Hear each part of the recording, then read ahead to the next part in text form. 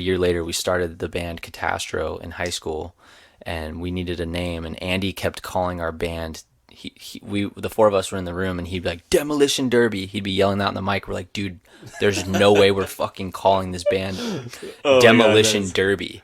Like, do you realize that if it wasn't for Calvin, our band would be called Demolition Derby.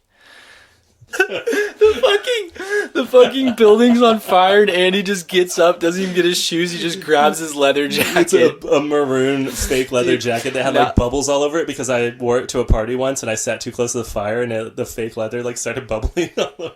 Dude, now that I think about that may be the most rock star shit Andy's ever done in his life. You just got the out of building's bed on fire and he's like, jacket. fuck it, I'll just grab my leather jacket, I'll be fine. I don't need anything else. What about the time he was cooking in the kitchen? Remember when we all lived in Huntington Beach and he was cooking in the kitchen and he was like, hey, Ryan, should I put basil? He goes, hey, Ryan, would basil work on this? And we all like stopped what we were doing like, what?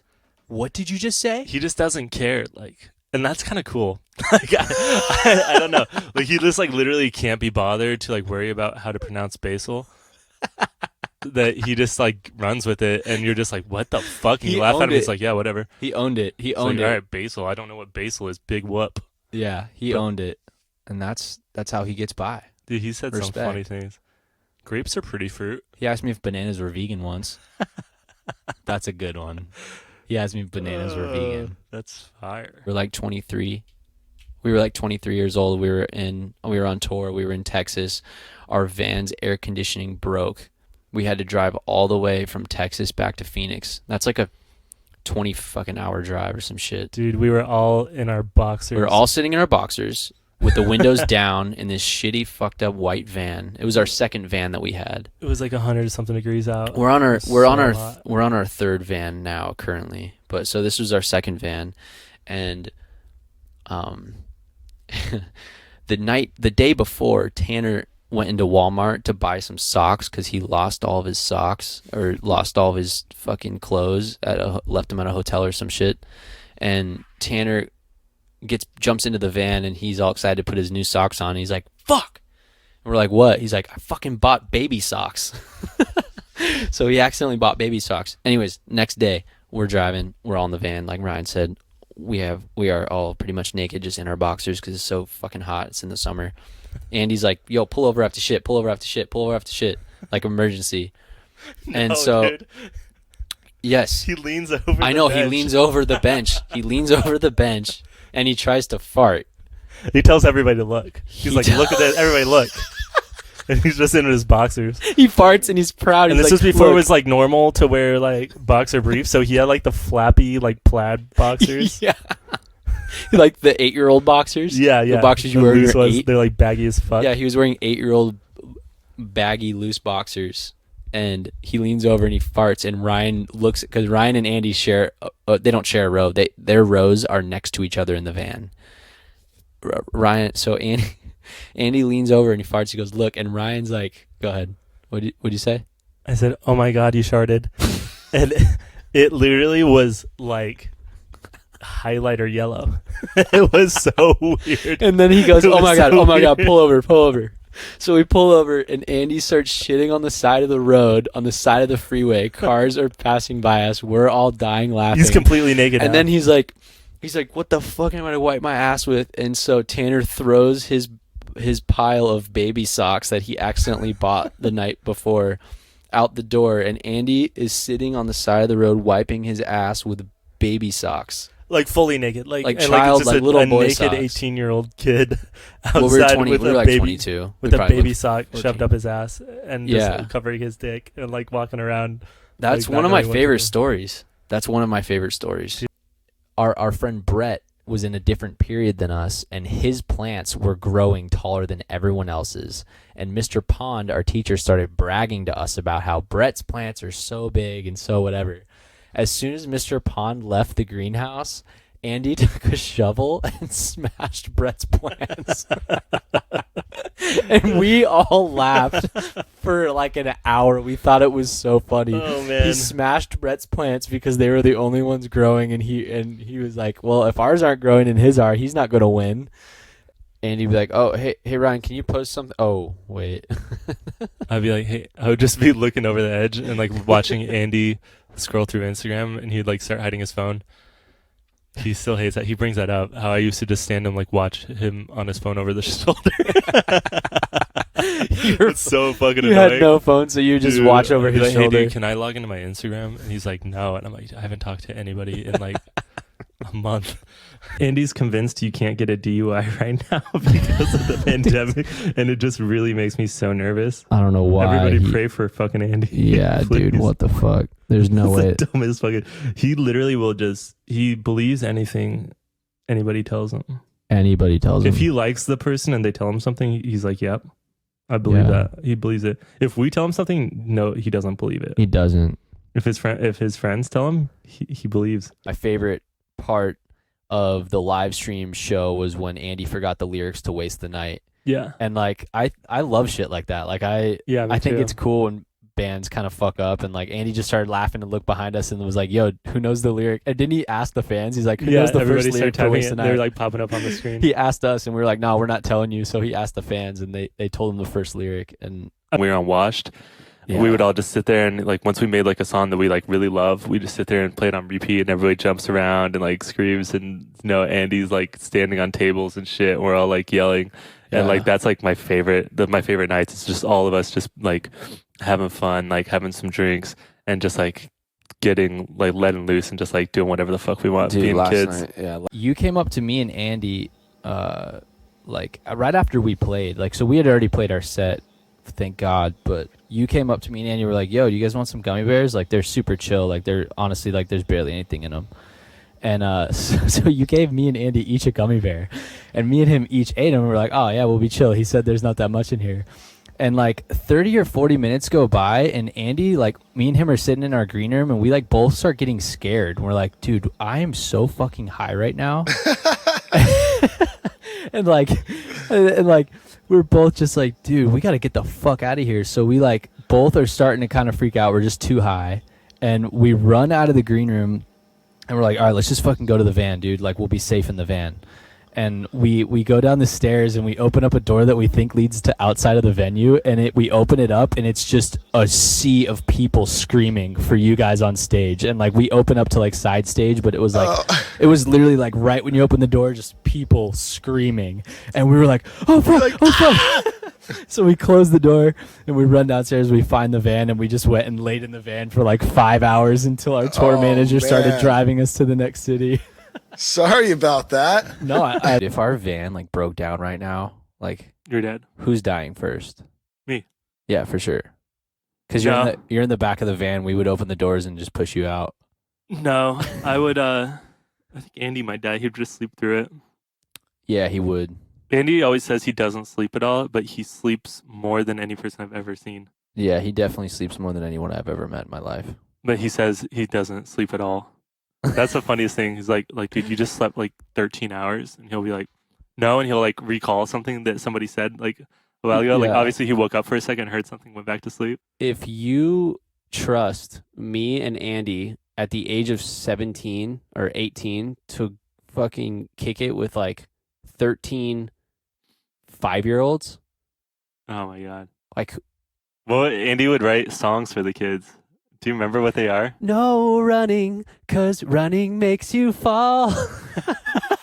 We'd be walking, me and Andy be walking all these fucking kids to the playground, and he would sing, "No running, 'cause running makes you fall." And then all the kids would sing along with him, and they would all sing, "'Cause running makes you fall." You guys are playing a festival at like a beer thing. Like, Yeah. it was like not. Yeah, it's like a beer fest.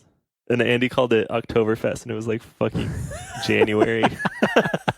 So what's up, Oktoberfest? Thank you guys. I'm like, holy shit, Andy. Oh, shit. There's Andy, look up. Just look straight up into the sky, because I don't want your eyes upon me at all when I'm doing this.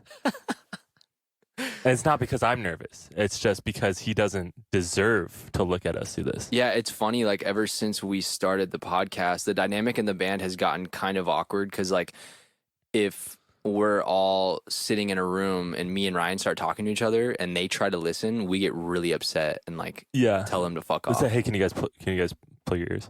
Yeah, play or if like I need to talk we to go. Ryan. No, we don't even say anything. We do the thing where we put both of our hands on our ears and we just stare at them, and we like the Earmuffs, guys. daddies are about to start talking. So earmuffs, guys. And they walked up to me and Andy, and so I thought they were talking to Andy, and they start saying, they're like, "Oh my god, I literally cannot believe this, but are you the lead?" And Andy just goes, "Yes," and they're like, "Who are you?"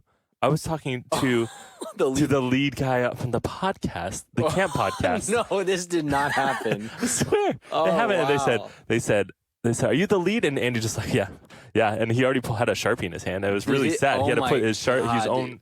He brings his own Sharpies out with him. He to has the like bar. one of those little things that holds the The Sharpie leash. onto your belt. Oh, it's Yeah. a leash. Yeah, he does. The He has a leash. chain. Because he just Sharpie. signs it and then he drops his hand and then just slowly goes zip, It's and like- right back up to his fucking pocket.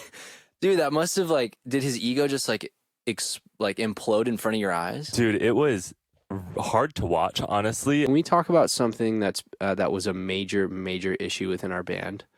Would love to. One Halloween. This honestly was a real big red flag, big problem. We had to sit him down and talk about how this isn't okay. But Andy decided one year that he put on a scarf and a hat, and we said, "Hey, dude, what are you? What are you? Who are you? And then Ryan, what did he say to us? I'm Russell Brand. Fucking idiot, dude. Oh, you want to Fucking be idiot. Russell Brand because you're wearing a fucking fedora in public? Fucking dumbass. Dude, he was. Yeah, that was the year right after he was the hot tennis player. We're like, who are you? He's like, I'm the tennis player, and we're just like, you're just picking hot guys, and you're just trying to be hot picking on Halloween. guys. Can't be hot on Halloween. Yeah, he's like, yeah. You're I not a bet- lady. What do you think he's being tonight? Oh, dude, I'm gonna be Brandon Boyd. Oh. Oh, hey, yeah. who are you? Oh, I'm Johnny Depp. Oh. Whoa. Oh, sick. Sick, dude. Yeah, you can't be hot on Halloween, man. It's not a night for hotness. Girls are supposed to be hot on Halloween. Guys are supposed to be fucking stupid. Yeah, fuck yeah. I- Yeah, we need Podcast the roast of episode. Andy J because nobody knows him better than us, and nobody will talk shit to him harder than us. So And here's what offends me. Last week, we were gonna have him on the podcast. Yep. What happened? he canceled. He canceled. Why? Why? Because he's an unreliable piece of trash. Yep. And you know what? What? Do we let trash on the podcast? No, Yeah, we don't. sometimes. We let Tanner on. We let Tanner on. I'm just kidding. Just kidding. No, yeah, dude. Andy got it before that. I was like drinking out of his drink because I'm a fucking idiot. It was like during a pandemic. I was like, "Oh, can I try that?" Wait, Andy And, had it too? Yeah, Andy had it first. Andy came over to my fucking house to track some vocals and gave it to me and my girlfriend. Bro, Andy is patient zero for sure. He is 100%. for sure. He patient started all of this. Like, it would be Andy if anyone. First time I ever fucking saw Andy even rap, I knew he had it, but I fucking hated him. Right. And like he just had it. Like he's got that swag, he's got that charisma, he's got that like fucking I'm a fucking lead like frontman. Yeah. He just you either have it or you don't. And so where we were lucky was like at least we had that, and the rest of it is like the fucking business science type shit. Yeah, which we. Who do you realistically think is gonna die first? You. Me. I would have to say, because first of all, even if the actual starving to death or like dehydration kicks in for you, I think the anxiety would murder you first. Yeah, I would. Your heart I would have just a- stop. My heart would stop. I would have like a. Also, I get really cold Yeah. really easily. But so does Andy. I feel like then Andy. No, Andy might die because here's the thing. Andy would maybe last a little bit longer just because he would be asleep still, Yeah. and then he'd wake up, and then I don't know. Andy's kind of like he can survive off. Like I've seen him like just not eat for days. That's true. Like he does that pretty often, I think, or like Yeah. he just like he won't drink water.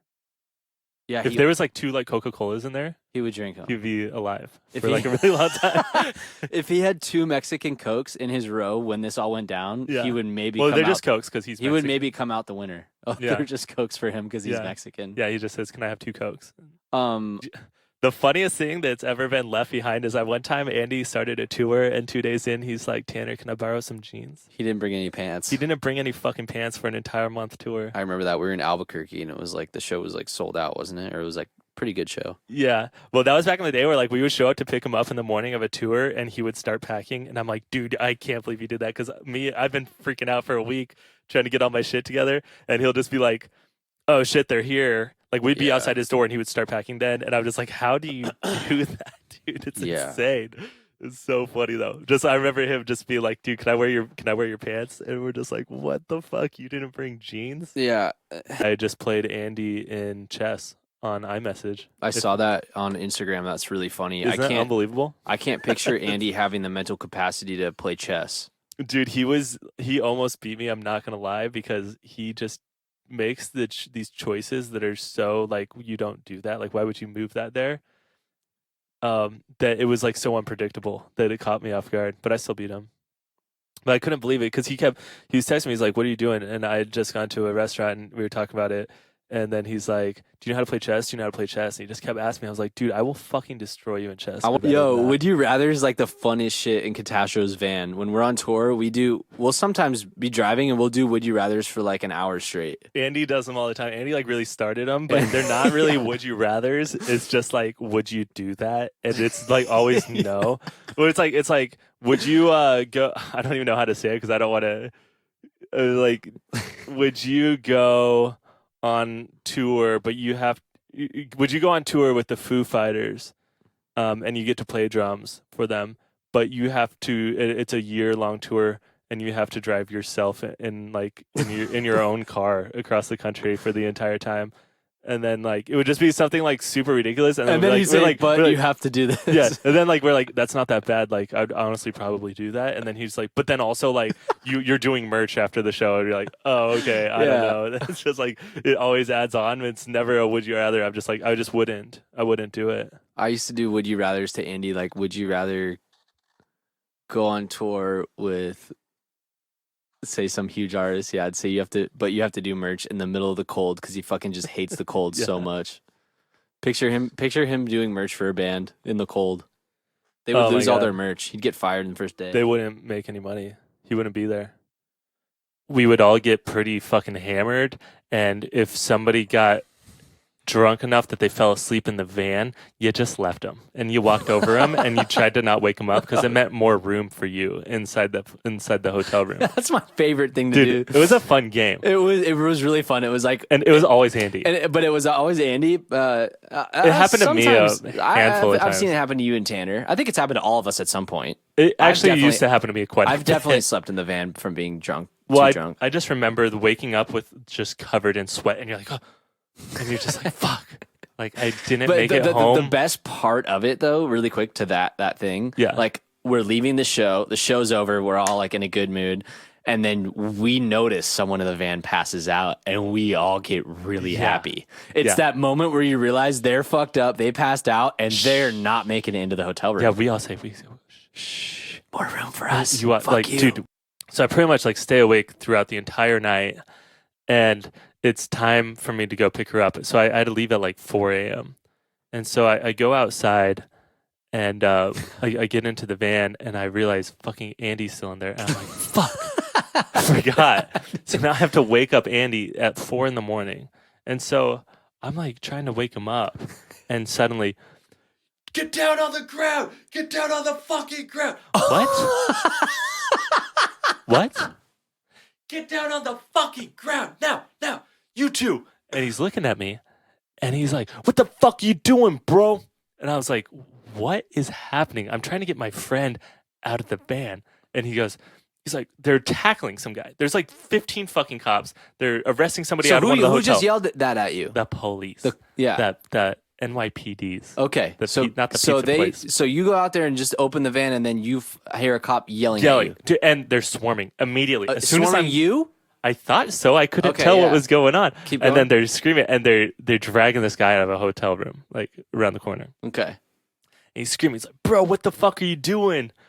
And I was like, I'm trying to get my friend. He's like, you just fucking left your friend sleeping in the car all night. And I was like, dude, we do this thing after shows where if you get too drunk and you don't make it Wait, home. I like your New York accent.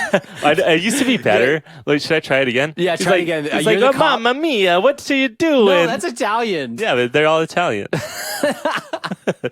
he goes like, it's like, forget about it. Hey, forget about it. No, so he's like, bro, like, what the fuck are you doing? And I was like, well, I got to wake up my friend. He's like, you just left your friend in the car while you guys all sleeping in your hotel. And I was like, yeah, well, we do this thing after shows where if you get too drunk and you don't make it home for like the 10-minute car ride all the way back, then we leave you in there so we get more room. And he's get like, more room he's and like, it's shut punishment. the fuck up. Because they're like literally tackling somebody. He's Yeah. like, shut the fuck up. It's like, get him out. So I get Andy awake. I'm like, the police. And Andy wakes up, and we're just surrounded by police. And he's like, what the fuck is going on?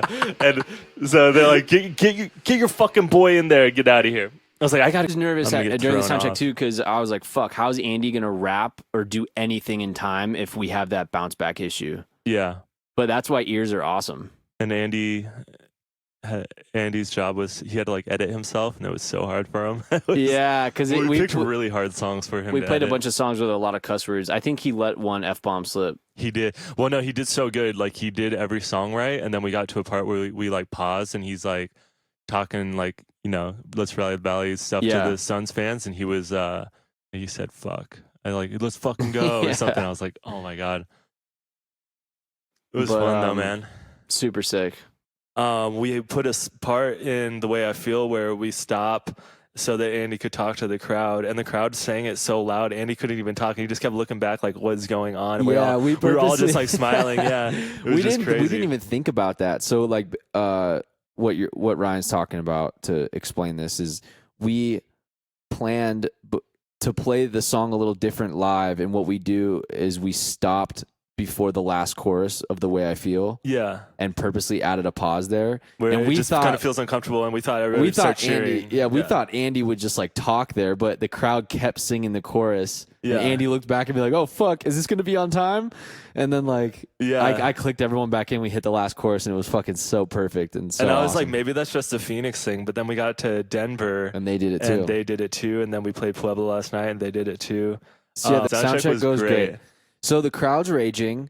Fast forward 4 hours, 5 hours later. Yeah, it's the time for Irie us, gets off stage. It's time for us to go up on stage. So we walk up the stairs. We're hype. Denver, fat ass crowd. Yeah. Everyone's ready to hear the new shit. And we walk on stage, and I immediately about to start like clicking everyone in for the first song. And Ryan looks back, and you're not a happy little 5-year-old kid on Christmas anymore. You are now a little 5-year-old kid on Christmas who didn't get any presents, and all you have is Cole. Yeah, I'm a 5-year-old kid on Thanksgiving. I've always hated Thanksgiving. You look at me, and immediately I know his bass isn't working. Yeah. It's not turning on. No, and it's not. Andy's looking over at you, and Tanner's looking over at you, and immediately Andy starts laughing. Yeah, because it's my new bass, and they all knew how excited I was, dude. I was like, I can't wait to play this. Dude, it sucks how when you are really good friends with the same group of people for like over 10 years, when your dreams get crushed, it makes us happy. Oh yeah, absolutely. And like our dream is when yours get crushed. Yeah, I love it. And that's how we all feel about each other. Also me too, because I get to I like that I get to provide that for you guys. Like progression of your bass not working in the beginning of the show, and then every single time it kept not working and cutting out, the more funny it was to like Andy and Tanner. Yeah. And so when they were looking, like when it would keep happening and keep cutting out, Andy and Tanner would laugh more and more and look at me. The thing is like Andy got so uncomfortable because he had to fill that time, and usually like we can start playing and stuff, but he was just like asking the same questions over and over again. I think at one point he threw like 5 cans of Strange Beast in the ground and just made like 10 people chug beers. Yes, no, he did because your shit wasn't working. So me and Tanner were like playing a beat real quick while like you were trying to figure out your bass, and Andy's like crushing Strange Beast with the fans in the crowd. It was fucking chaos, dude. No, but then he goes, everybody, this is Ryan's first night with his bass, and so it made it look like I was a fucking idiot. Like it wasn't my fault, and I was just like, oh my god, Andy, like just shut the fuck up, dude, please. Like 5 times, I think 5 or 6 times throughout the show, he kept saying, "Give it up for Ryan." You could tell Andy just felt really bad for me, but also he felt really bad for himself because he's not used to like having to fill that much time of like not knowing what to say. Yeah, and he ended up pretty toasted by the end of the set. It was was good during the set, but like once we were walking up the stage, I was like, damn, he chugged like 4 strange beats on stage. At one point, I think probably like near the end of the set when your bass was still cutting out, I looked at Tanner. I was like, "Oh man!" I like looked at him. I was like, "I feel bad for him." And Tanner's like, "Don't feel bad for him." Oh, it was him and Andy. I think stopped at the hotel, and then they were just gonna fly home. And when we dropped them off, we're like, "I hope you get bed bugs."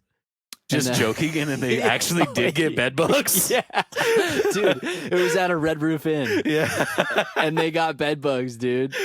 And Andy, no, here's the funniest part is they, dude, Andy and Ryan fucking shared a room together, and Andy, like, I think was a little drunk when we dropped them off, and Andy sent us a video of him. The video is him laying on the bed, and we can see his feet, and he's laying on the other bed, and he's watching and laughing on camera while Ryan's finding bed bugs.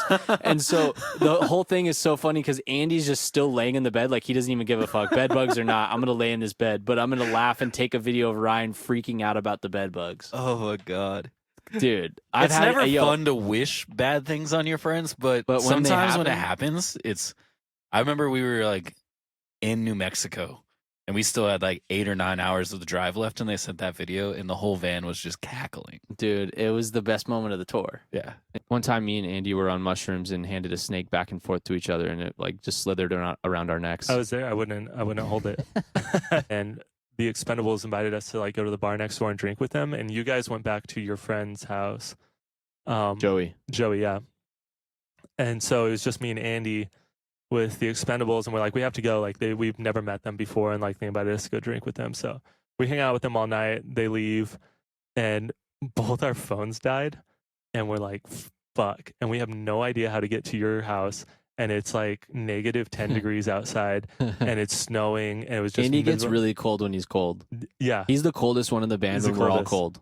But I remember like we got an fucking taxi, I think, to the neighborhood, but we didn't know the number or like what house it was. Yeah.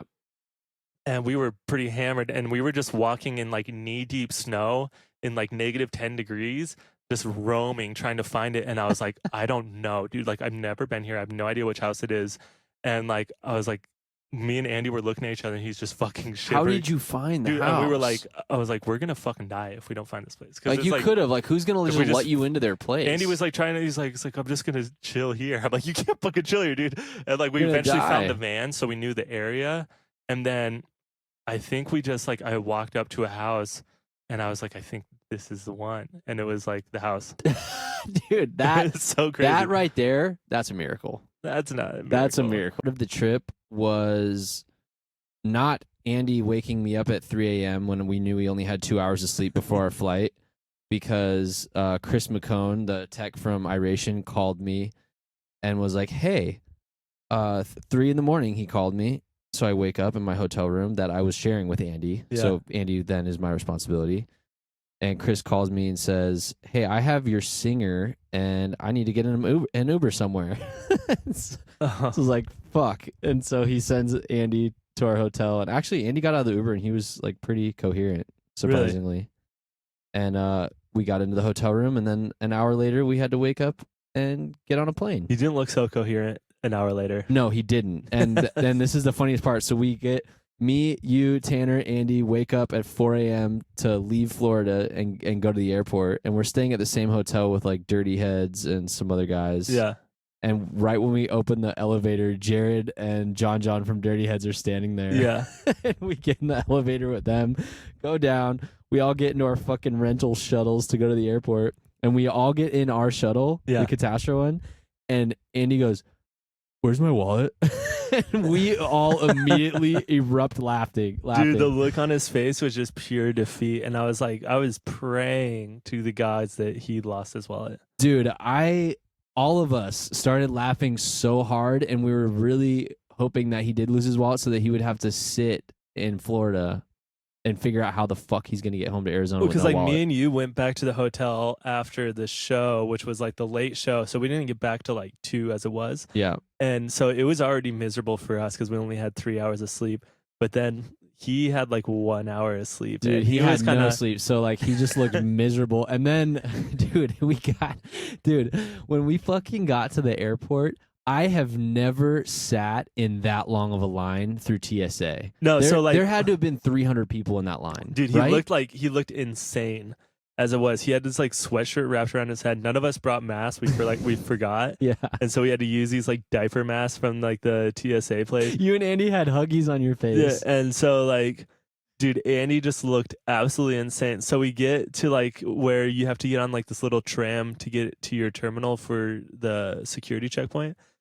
And like, I've never seen this before, but you had to scan your boarding pass to get into like the tram. So we all go through, and Andy couldn't find his boarding pass on his phone. We all go through. Andy never fucking downloaded his boarding pass, and he's like a fucking idiot. And also, he hadn't slept and is pretty much absolutely useless at this point. Looks like a fucking absolutely insane person, and he's just standing there like looking around. And I was like, holy shit, I love this. And so eventually we were all enjoying it. We're already so kind of much. like late, and so I'm just like, yo, I'm getting on the tram. So we all get on the tram and we just fucking leave him. Dude, the moment we all got on that little tram thing and we left Andy behind, I knew he was gonna have a hard time catching back up with us. Yeah, and I'm glad we did when we did, because once we got off the tram and got to the TSA line, it was the busiest fucking line I've ever seen, and it was 5 a.m. So like, I'm looking back constantly, and Andy's not getting off this tram, and I'm like, what the fuck? And I finally see him, and he's just stuck in the back, and I feel like the whole day was just like hitting him at that point. So he looked like he was just gonna fucking faint, and he was just in the back of the line alone, just like wobbling, like standing there. We were all Dude, It was funny because the line kept zigzagging back and forth and back and forth, so we'd keep crossing and passing each other, and keep being able to look at Andy like way further behind us, and we're all just laughing at him. And he texted me because he was in like the very back of the line, and like, he was just like, wow, this is really bad. Yeah, I was like, you came up to me, you're like, this is literally hangover hell for Andy. Like, look at him. Dude, it made me so happy to just watch him that miserable. Why is it so fun to watch your friends suffer? Oh, it's just funny. We're good friends. Well, also like, he made himself suffer. Like, Yeah. I drank the whole day, but I like kept it like cool because I knew I had to fucking wake up after like 4 hours of sleep, and yeah, I was like, I'm not gonna get like trash and make my tomorrow hell. And he just went for it. yeah. Because we were all at the show and it was late, and they're like, "Are you gonna come out and get more drinks?" I'm like, "No, dude, I'm going to the hotel." Well, the Iration guys showed up to our after party, Yeah. our last show of the day, which was late at night, and Yeah. so I think Andy wanted to keep hanging with those guys. And Yeah, It was I did. I fun. really did too, but because they were all like, they all had an early flight too, and they're like, "We're just gonna stay out." Yeah. and I'm like, I can't do that, man. yeah. Anyway, so at the airport though, Oh, we get onto the flight. The next worst part was that we didn't get a one-way. We had to like get a layover or whatever. yeah. But Andy sits down. He's like, "I'm sitting next to you." I'm like, "I'm not sitting next to you." I'm like, "You're gonna get fucking duct taped to your seat. Like, you look insane. You look so like just fucking weird right now." And so, but like, we all forgot to check into our flight, so we were in like C boarding, which is the absolute worst it gets. And we flew fucking Southwest, so as shitty as it was, Dude, Southwest is so whack. so whack. And so like, there was only a seat left with 2 seats in it, and so Andy was in the middle and I was in the aisle. And Andy falls asleep before the plane even takes off, which I don't understand how anybody does that because it's scary. And he just, dude, within 10 minutes, his head is on the guy next to him. And What'd the just guy for do? 2 hours, dude, I kept like grabbing Andy, and he just would not wake up. And I'm like trying to like shift him over, and then I just stopped trying, and he was I like didn't know this. sleeping on the guy next to him. I was like, oh my god, it's so funny. Oh man. So So what happened yesterday- during the podcast So- yesterday with Andy? So during the podcast, Andy decided to he had a few drinks. Yeah, he said, then Duddy, I heard you make stiff drinks. And Duddy said, oh, you want a stiff drink? So Duddy made him what he asked for. like 4 stiffies, and there was probably 2 shots in each of those. There's like 4 shots in each. I Jesus. saw. I think he had like so 2 Duddy or got 3. Duddy got Andy drunk on the podcast, and Yes. then Duddy handed the bong to Andy. Yeah. And Andy started hitting it as if he smokes weed all the time, And yet he doesn't. and yet he doesn't really smoke weed all And the time. he took like probably 3 bong rips, and pretty much I talked the entire podcast, and Andy was just sitting there just laughing so high. And so right when we get to leave, our old tour manager Tim was there because he works for Dirty Heads now, and they stole him, and we're still bitter, but it's okay. But he was there. He's like, let's go get some food, whatever. We're like, yeah, we are down. Duddy said, oh, you guys want some edibles? And he goes, yeah, I'll take an edible. And Duddy's like, these are really strong. Like, be very careful. And Andy ate, I think, 3 of them within an hour and a half. Yes. So- So we get to a bar. We went out to this little bar, grill Called joint. King Neptune. King Neptune's in Huntington, right next to Tim's spot. Yeah. And we're all sitting there. Everyone's normal, just talking, except for Andy. He can't speak. Andy can't and he's speak. just sitting there kind of grinning and like... And his head movements were so slow. Like, Yes. if you say something, he just would look like... It's like... he was obliterated. What's He that was high out animal of his movie mind. where there's like a sloth that like can't move its head because he was just so stoned? Yeah. Andy, like... He was doing, and so we all order our food, and it was all fried. It was all deep fried. Everybody, we got fish and chips, and then also fried scallops as a little appetizer. And we were drinking some ice cold Coors. It was a pretty good day, and Andy really enjoyed it, didn't he? He did. So we're all eating. We all ordered fish and chips. Yeah. Me, Ryan, Tanner, our tour manager Colby, Andy and Andy ordered fish and chips. So we're all eating our fish and chips. And Andy isn't talking the whole time, and then all of a sudden he looks up at me, and with like a little grin on his face, and he goes, Stravers. I was like, "What's up?" He's like, "Dude, do you like your chicken tenders too? These are fire." He was and eating we fish. all just lost it. Yeah. He had no idea he was eating fish. He and was so high, he thought he was in eating his chicken mind, tenders. these were the best chicken tenders he's ever had. He's like, "Oh, this ranch is bomb," and it was tartar sauce. Fucking idiot. Yeah, he was like, just Oh. honestly, like the videos you see of kids that are just too high to handle it. His eyes were like barely open, and He there's reminded bloodshot me red. of myself the first time I ever smoked weed. Yeah, it was painful to watch, but good on him. But he didn't eat that much. I think it was all catching up to him at the table. He couldn't really function well, and He couldn't even defend himself. we when get were back to making the fun of him. hotel, and he's hungry, isn't he?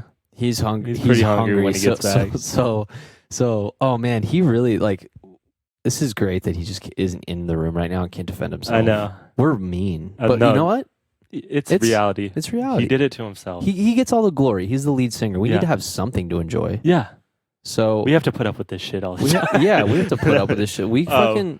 All right, so me, Andy, and our photographer Chris are sharing a hotel room last night, and Andy all of a sudden wakes up after being like asleep for like an hour and goes, "I'm hungry."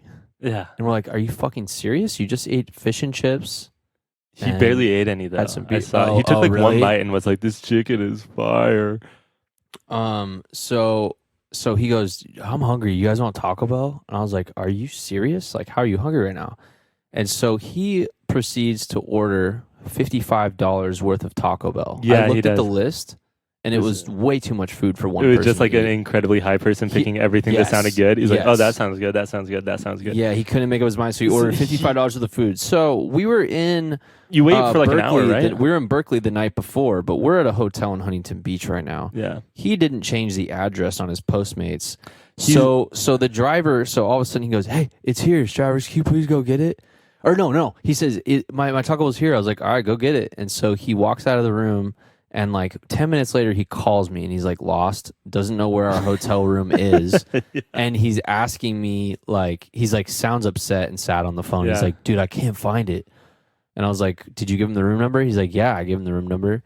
And so I was like, "Come back to the room." Like, I gave him the room number. So he comes back and he shows me the photo that the driver left of the Taco Bell. Yeah. And it's on like a fucking curb of like bricks. Yeah. And so I go out. So I was like, "Dude, I'll go help you find it." Because I could tell he was like overwhelmed and just too high to deal with it. Yeah. So I walk out of the fucking hotel and I noticed that none of the exits of the hotel have the bricks that were in that photo that he sent. Yeah. And I looked at like 3 of the exits and I didn't see Taco Bell left on any curbs anywhere. Yeah. So I come back to the room and I'm like, "Yo, give me your phone." And so Chris takes the phone. Chris is like, "Let me see your phone." And Chris takes it and Chris starts looking at his order and all of a sudden Chris just starts exploding laughing. And I'm like, "What?" We're like, "What?" And he goes, yo, Andy ordered from a Taco Bell 6 hours away in Berkeley. And all of a sudden, me, including Andy just starts slapping the bed and laughing. Like, Andy thinks it's hilarious. I think it's funny as fuck. Oh my God. And we all just start dying laughing. So he's like, fuck it, give me my phone. And he orders again. And didn't order as much food this time, but he ordered again. And then the Taco Bell safely arrived to the correct hotel. And so, which is funny because like in Berkeley, Andy took one hit out of this giant 2-ounce joint and just starts vomiting like nonstop. And we're just like, dude, you don't even smoke. Like, why do you keep doing this to yourself? But that next day, I think he felt a little guilty about it. He's like, I'm going to order food. You guys want wings? And we're like, no. And he's like, I'm ordering everybody wings. And we're like, all right, whatever. And he spent $100 to get wings delivered to the restaurant, not knowing that or to the bar, not knowing that right next, like attached to the venue, was a restaurant that had wings that he would not have had to pay $100 for. So he just keeps really hurting himself on these Postmates orders. I think touring's rough for some people. Yeah, it is. And what is your earliest memory of Andy? Because you knew Andy before any of us. Yeah. Yeah. And what do you think? Like when you think like the beginning of Katastro, what do you remember? Asshole. I don't remember really.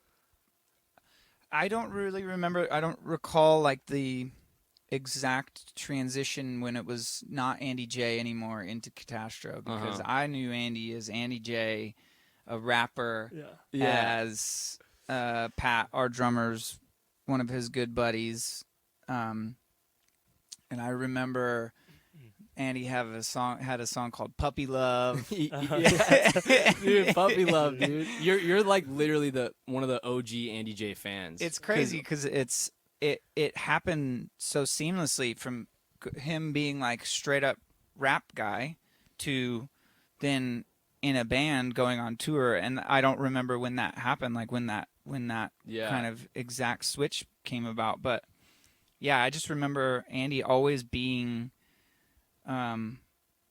just as hungry as Pat was, and then after meeting you and then like meeting you guys and figuring out your personalities, it was like, oh, that makes sense. It's all like meshed and everybody's like in that grind mentality, and it's crazy. I mean, you guys have been a band for pretty much just as long as we have, right? Dude. Well, the first show we ever played was opening for you.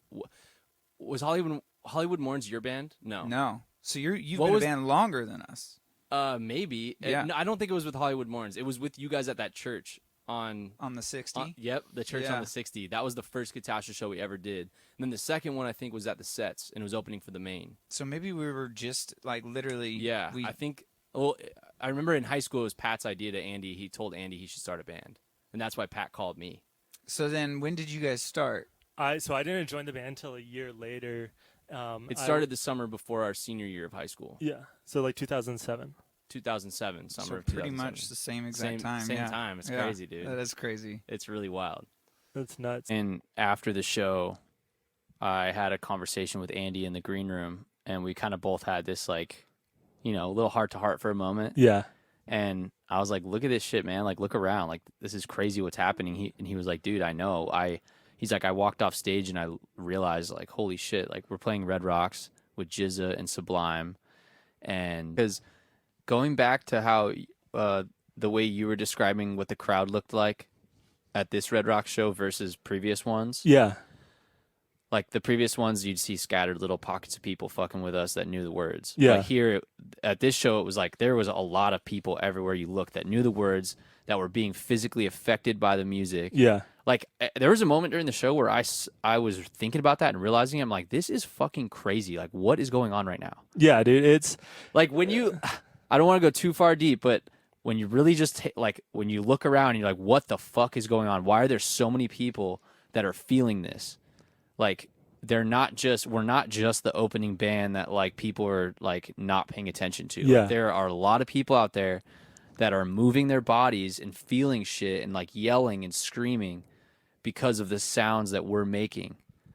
Like, that is crazy that people are feeling shit from our music. Yeah. I don't take that for granted. Like, I feel like that's like, and what Jack was telling you, it's like, there's a purpose for us to make noise, to make people feel something. and you could see people like Jack was explaining to me how beneficial music is and how healing it is to him. Yeah. And that's how everyone in the crowd feels too. Yeah. And even if they don't know they feel that, if they don't know that that's what's happening, that's actually what's happening. Yeah. When we were leaving the studio, we told Jared, we were like, fuck, all right, the Suns are on tonight. We got to watch this game. It's really important. And so we asked him, we're like, oh, we want wings. He's like, oh, I know of a spot. And he's like, I'm not sending you to somewhere nice. I'm not sending you to somewhere dope. But he's like, this is like, I'm sending you to like my McDonald's. He's like, this is the place where we used to go all the time. And it was this place called Wings and Things. It's like this shithole sports bar. Yeah. And so we all went there and we ate fucking wings and like pizza and had beer and like watched just the game. And we came back here and we couldn't get the TV to work. So we all just sat on the couch, huddled around your laptop watching the Suns. And we watched like, I Think You Should Leave after. It was quite fun, like just hanging out. That's what I was saying. It felt really fun to just like kick it last night. Yeah. Because it felt like when we were younger living in California together for a second. Yeah. And I was like, oh, this is kind of cool. Yeah. We're not on food stamps no more though. Yeah, dude.